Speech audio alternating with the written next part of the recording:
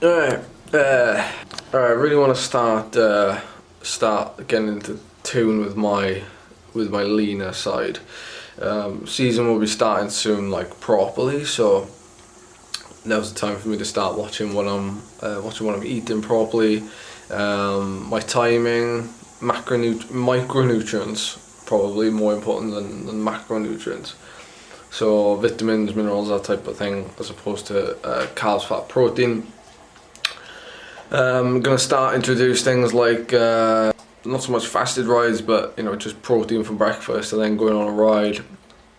I'll be starting to show you more in terms of nutrition, as well as training.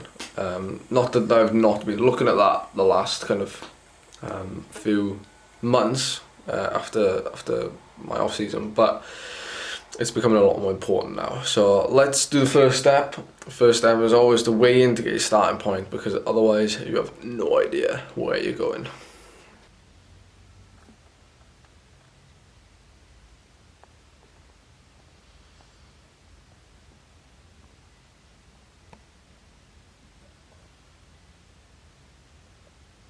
So, not really surprised by that number, to be honest. Very happy with that number, but as you could see, like body fat is like reasonably high for what I'm kind of aiming for. That's not to say that I'm not, like, I'm looking at myself now. I'm a healthy shape. I'm healthy weight, but in terms of performance, I actually go better when I'm leaner. I've been both ends of the spectrum, and for me, I've gone better when I'm leaner. The only thing I'm going to change is when I do get leaner, I start to lose a real top end power. But in terms of like kind of in terms of like sub maximal power, that just improves to the roof. So I'm just going to change my training so I try to keep that top end. In other words, like my sprint and stuff like that. Not that I have a very good one, but yeah, so don't get the wrong idea. It's not that I'm trying to lose like a load of weight. That's incredible, actually, 61.2 kilos. Really happy with that. I mean, at the minute, there's no kind of muscle definition of my legs. So where I'm holding these little pockets of fat, they're obviously in different places for different people. So for me, like, I rarely ever hold it on my abdomen, but I do bloat, like, just like everybody else, and it's usually because of like just consuming processed food or something like that. So for me, I know where the body fat will come off. It's just a case of doing a slow process of getting it off. But first step is done. We now have a starting point with the weight and with the body fat and with the muscle mass. So what I'd like to see is that the body fat goes down and the muscle mass goes up. And obviously the weight comes down as well, but like I said, like 61.2 is pretty decent. So what do we need to do? Well, not a lot then, or not as much as I thought we needed to. So this is like maybe a kilo less than what I was this time last year, but we haven't done another 20-minute test yet for a while, so I'm gonna have to try and figure out when I'm gonna do one of those soon to see if we are in the same place as this time last year. I'm gonna have to try this out sometime. I love the little, that's nice, I like it. Any of you drink smoothies or anything? Let me know in the comment section down below.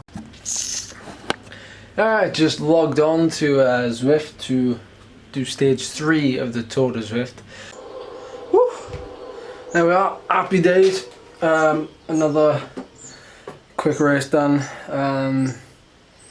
Fair bit of work in this one because my power meter was like dropping out with the dongle. I don't think my laptop was close enough to my bike. So yeah, I got dropped like a few times because when you stop pedaling on Zwift, you kind of just stop.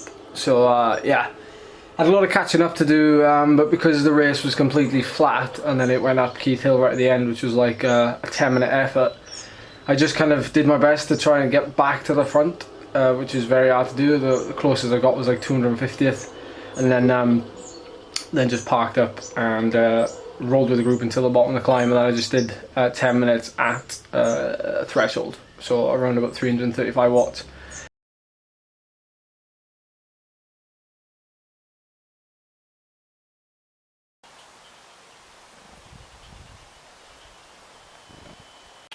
For those of you that have followed me, followed this channel for a while, you know that I'm big into nutrition. I'm big into performance and how you can improve your health and performance on the bike.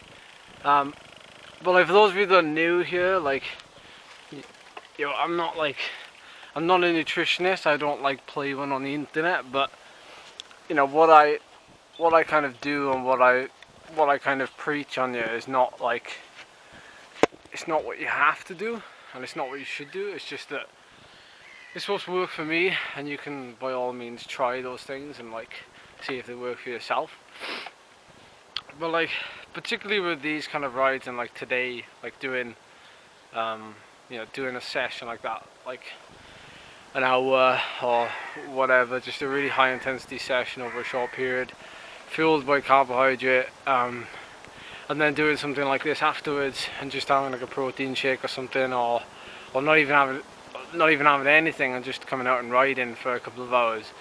It's all about being kind of flexible, and it's kind of become the trend, I guess. And this kind of translates into training as well as nutrition, but being metabolically flexible. So being able to burn carbohydrate as a fuel and being able to burn fat as a fuel is very important.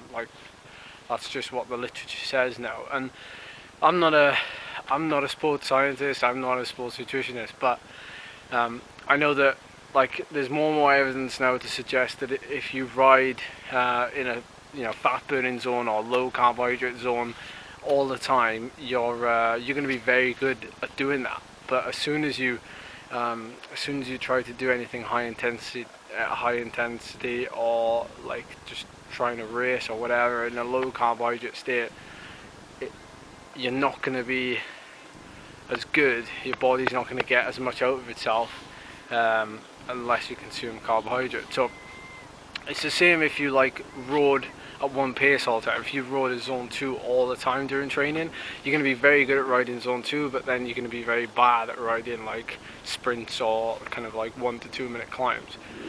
So nutrition kind of works the same way. So being flexible both with your training, well, that's one aspect that I always cover anyway in these videos, but the nutrition side of it always seems to be this kind of taboo subject that people want to avoid. But I just actually want to dive straight into it and try to help you in some way by giving you some insight, some nugget of information that hopefully you could possibly use yourself.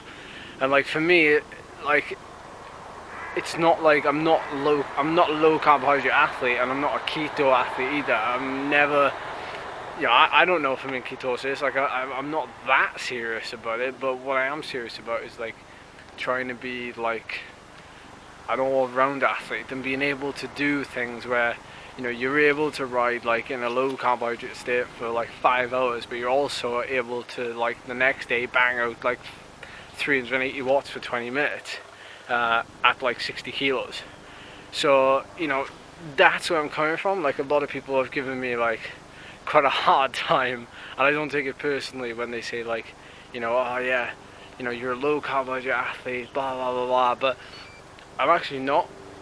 I'm actually a very flexible athlete in that sense. And this what I'm talking about now isn't necessarily aimed at kind of I guess 80-90% of the people watching my videos. Yes, you could use it even if you don't race. You could still benefit from this sort of kind of structure where you do low carb days and high carb days sort of thing, or where you do high intensity training and low intensity training, and you change your nutrition to suit that.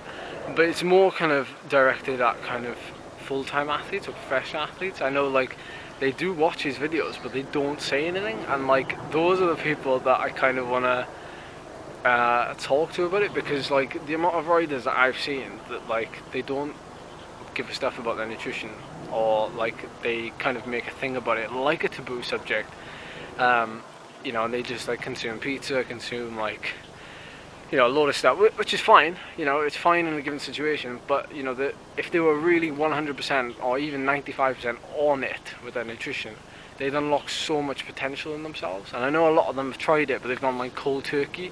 Sometimes it's worth just testing and experimenting, and that's all I've done. Like, and I'm not like even now I'm 61 kilos and I've not really done anything.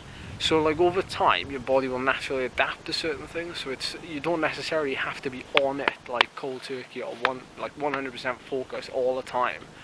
You know, you'll be certainly lean to a point, but you won't be.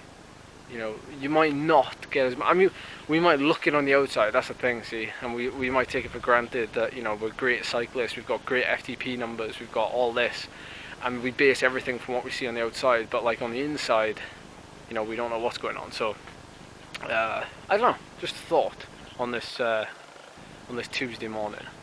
What do you think of this view, by the way? This is where they get this dredger. I'm sure it comes from like somewhere in Europe, like now, was it Holland? I can't remember. Somewhere, someone told me it like dredges all the sand, and yeah, there's people fishing up there and everything.